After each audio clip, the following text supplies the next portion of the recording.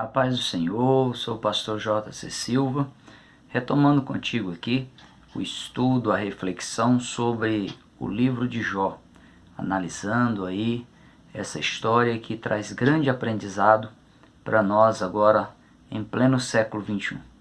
Hoje vamos refletir sobre a possibilidade aí de dar um toque de gestão para aliviar os conflitos que a pessoa passa no decorrer da sua vida. Jó número 27, versos 3 a 11, é o texto que eu tomarei como base hoje da nossa reflexão. Enquanto em mim houver alento e o sopro de Deus no meu nariz, não falarão os meus lábios iniquidade, nem a minha língua pronunciará engano. Longe de mim que eu vos justifique, até que eu expire, nunca apartarei de mim a minha sinceridade. A minha justiça me apegarei e não largarei. Não me remorderá o meu coração em toda a minha vida. Seja como o ímpio o meu inimigo, e o que se levantar contra mim como o perverso. Porque qual será a esperança do hipócrita, havendo-se do avaro, quando lhe arrancar a sua alma? Porventura Deus ouvirá o seu clamor, sobrevindo-lhe a tribulação, ou deleitar-se-á no Todo-Poderoso, ou invocará a Deus em todo o tempo? Ensinar-vos-ei o que é concernente à mão de Deus, e não vos encobrirei o que está com o Todo-Poderoso. Nessa série de análise que nós estamos fazendo sobre a questão do sofrimento do justo, através aí da história de Jó, já defini contigo aí no estudo de número 5 o termo crise. De acordo com os 3 termos gregos para a palavra crise, que são os termos crises, diácris e crinos, fica evidente que o momento de crise é uma oportunidade de se tomar decisões certas ou equivocadas. Uma oportunidade de distinção daqueles que superam as dificuldades ou se deixam ser destruídos por elas. Uma oportunidade de fazer uma reflexão e discernir o bem do mal. Também uma oportunidade de decidir separar as coisas e julgar entre o que é bom e o que é ruim, o que é positivo e o que é negativo.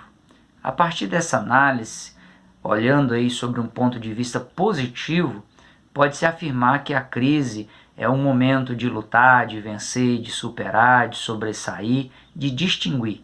Um momento de tomar a decisão de seguir o caminho para a saída da crise, de reagir superando os problemas e se levantando.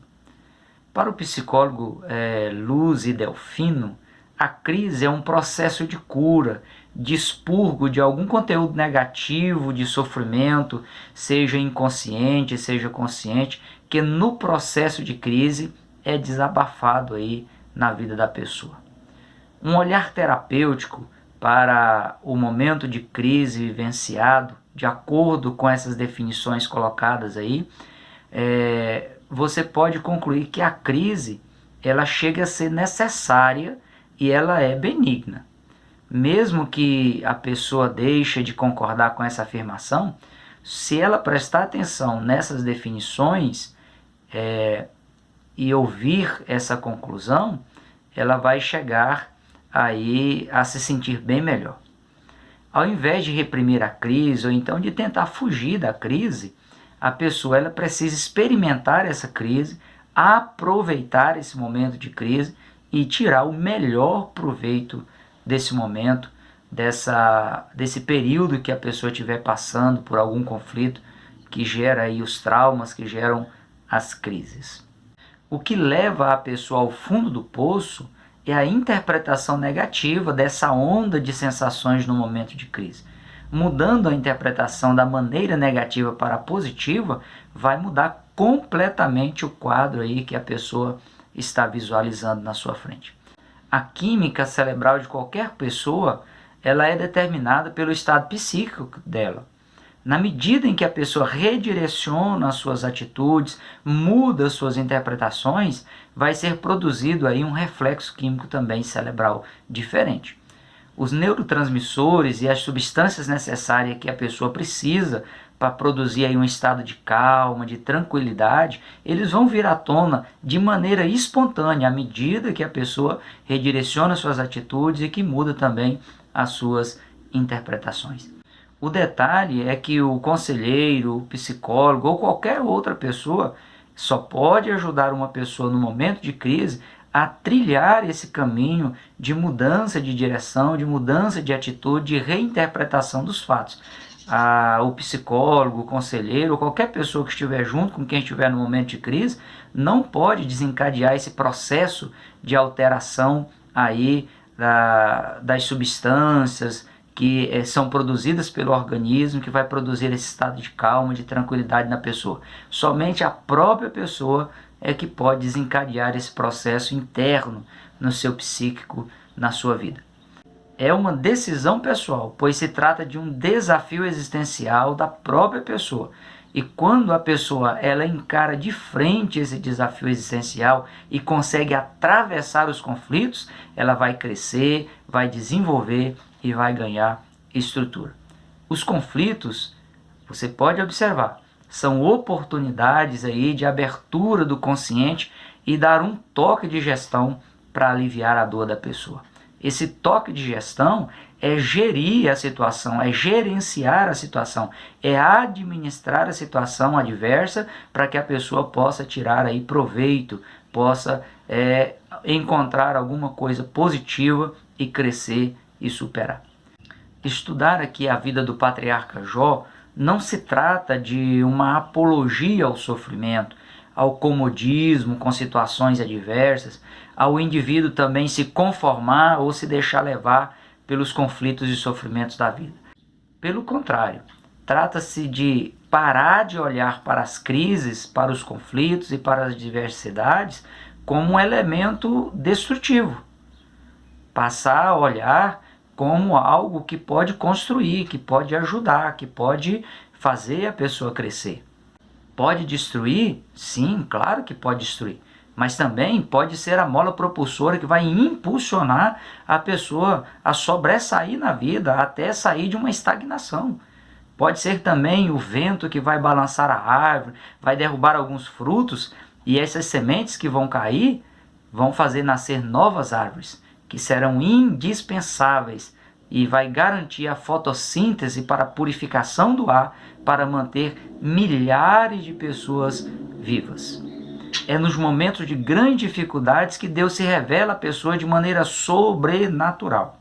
É nos momentos de grandes percas que a pessoa pode ser levada a descobrir a força que Deus lhe dá, que Deus lhe concede para superar e recomeçar na vida. Ultrapassado aí as profundas depressões, os elevados obstáculos, a pessoa vai concluir que estava enganada a respeito de si mesma, que ela poderia ir muito mais além do que ela mesma imaginava. Vai descobrir que Deus é mais poderoso do que a própria pessoa imagina. E sempre vai perceber que Deus age de maneira amorosa na esfera humana. Há uma lei conhecida como Lei de Murphy. Ela é um adágio popular, uma poesia breve em forma de sátira que surgiu na cultura ocidental, oriunda aí do resultado do teste de tolerância à gravidade por seres humanos e foi criada pelo engenheiro espacial Edward Murphy. Essa lei ela pode ser abreviada da seguinte forma: se algo pode dar errado, dará errado. Mas o próprio Edward Murphy ele disse que o ser humano ele carrega em si o gene da felicidade. O gene ele é o fator que determina as características de um indivíduo. Portanto, o ser humano é capaz de ser feliz de acordo aí com o próprio Murphy. O ser humano ele pode dar certo, então ele dará.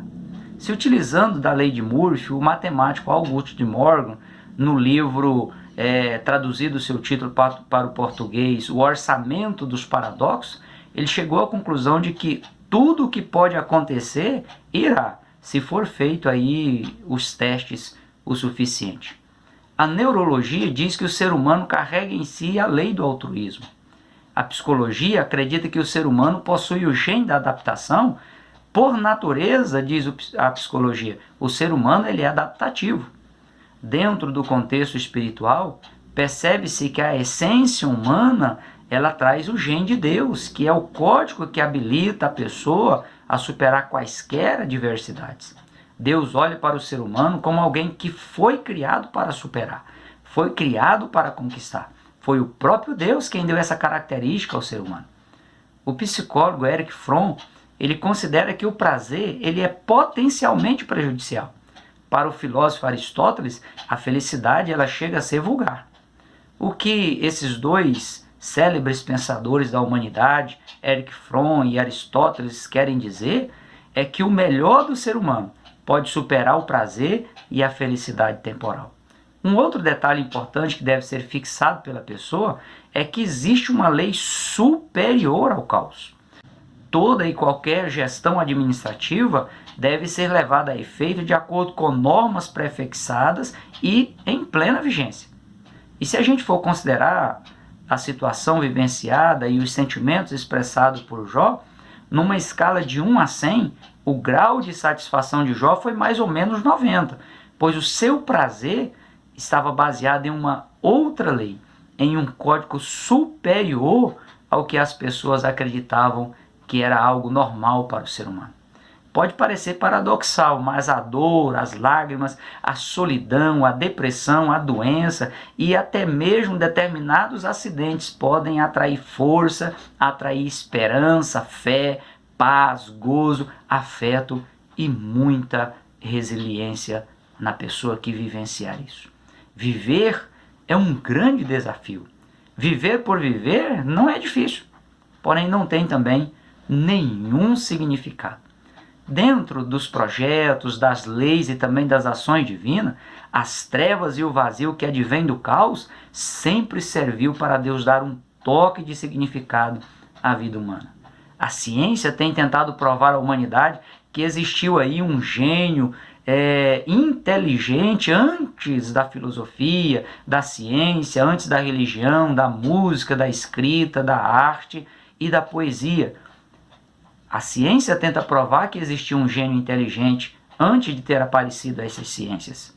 Se de fato esse gênio inteligente, como diz a ciência, o Logos ou a sabedoria, como dizem os gregos, o eterno, como diz as escrituras, Jesus Cristo, como diz no cristianismo, se é que realmente existiu antes de tudo e transformou as trevas do caos em luz, o grande abismo em um lugar habitado e nele criou a vida, existe também a possibilidade de acreditar em um mundo melhor, mesmo que a pessoa esteja vivendo no meio do caos, porque este ser inteligente, ele vai mudar a situação, ele vai mudar a sorte e ele vai gerar vida, vai prover um mundo melhor. Foi através dos atritos, das adversidades que Jó venceu os seus opostos e que agradou o coração de Deus. Está estabelecido por Deus que aquele que perseverar de maneira resiliente vai experimentar um estilo de vida altamente reconfortador. Veja o que as Escrituras dizem em alguns textos, como Mateus capítulo 6, versículo 6, Mateus capítulo 24, versículo 13, Marcos capítulo 13, versículo 13. Odiados de todos sereis por causa do meu nome, disse Jesus, mas aquele que perseverar até o fim é o que será salvo. Atos capítulo 2, versículo 21 e Romanos capítulo 10, versículo 13 diz: e acontecerá que todo aquele que invocar o nome do Senhor será salvo. Jeremias capítulo 29, versículos 5 a 14 diz: assim diz o Senhor dos Exércitos, Deus de Israel, a todos os exilados que deportei de Jerusalém para a Babilônia: edificai casa, habitai nelas, plantai pomares e comei o seu fruto. Tomai esposas, gerai filhos e filhas.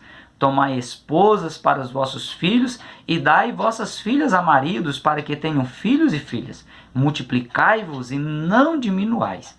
Procurai a paz da cidade para onde vos desterrei e orai por ela ao Senhor, porque na sua paz vós tereis paz. Não vos engane os vossos profetas que estão no meio de vós, nem os vossos adivinhos, nem deis ouvidos aos vossos sonhadores, que sempre sonham segundo o seu desejo, porque falsamente vos profetizam eles em meu nome. Eu não os enviei, diz o Senhor. Assim diz o Senhor, logo que se cumprirem para a Babilônia 70 anos, atentarei para vós outros e cumprirei para convosco a minha boa palavra, tornando a trazer-vos a este lugar. Eu é que sei que pensamento tenho a respeito de vós, diz o Senhor, pensamentos de paz e não de mal, para vos dar o fim que vocês desejam. Então me invocareis, e ireis, e orareis a mim, e eu vos ouvirei. Buscar-me-eis e me achareis, quando me buscardes de todo o vosso coração. Serei achado de vós, diz o Senhor, e farei mudar a vossa sorte, congregar-vos-ei, e trazer-vos-ei ao lugar donde vos mandei para o exílio. Jó, apesar de ter vivido em uma época muito remota, sabia da origem do universo, sabia da origem da vida, sabia da sua própria origem e da origem dos seus sofrimentos e para onde ele ia, para onde ele estava seguindo. Estava o tempo todo consciente de tudo. Ciente de tudo, ele não titubeou e decidiu ver os momentos de dificuldades como oportunidade de superação e recomeço. Foi essa postura resiliente de preservar uma profunda intimidade com Deus que possibilitou Jó manter a sua integridade, sua retidão, seu temor a Deus e a sua sabedoria de se desviar do mal. Foi de forma plenamente consciente que Jó, ele diz aqui em Jó número 27, versos 3 a 11, enquanto em mim houver alento e o sopro de Deus no meu nariz, não falarão os meus lábios iniquidades, nem a minha língua pronunciará engano. Longe de mim que eu vos justifique, até que eu expire, nunca apartarei de mim a minha sinceridade. A minha justiça me apegarei e não largarei. Não me remorderá o meu coração em toda a minha vida. Seja como ímpio o meu inimigo, e o que se levantar contra mim, contra o perverso. Porque qual será a esperança do hipócrita, havendo sido avaro, quando Deus lhe arrancar a sua alma? Porventura, Deus ouvirá o seu clamor, sobrevindo-lhe a tribulação? Ou deleitar-se-á o Todo-Poderoso, ou invocará a Deus em todo o tempo? Ensinar-vos-ei o que é concernente à mão de Deus, e não vos encobrirei o que está com o Todo-Poderoso. É plenamente possível você gerenciar esse momento de crise, você gerir, administrar essa situação que você está passando. E na presença de Deus, você conseguir superar, você conseguir crescer, mesmo no meio do caos, ver Deus gerar vida, gerar paz, gerar tranquilidade. Basta você mudar a maneira de olhar e administrar de acordo com os princípios bíblicos sagrados, de acordo com a vontade de Deus para a sua vida. Deus te criou para você expandir, para você crescer, para você ser cabeça e não cauda. Que Deus em Cristo abençoe a sua vida.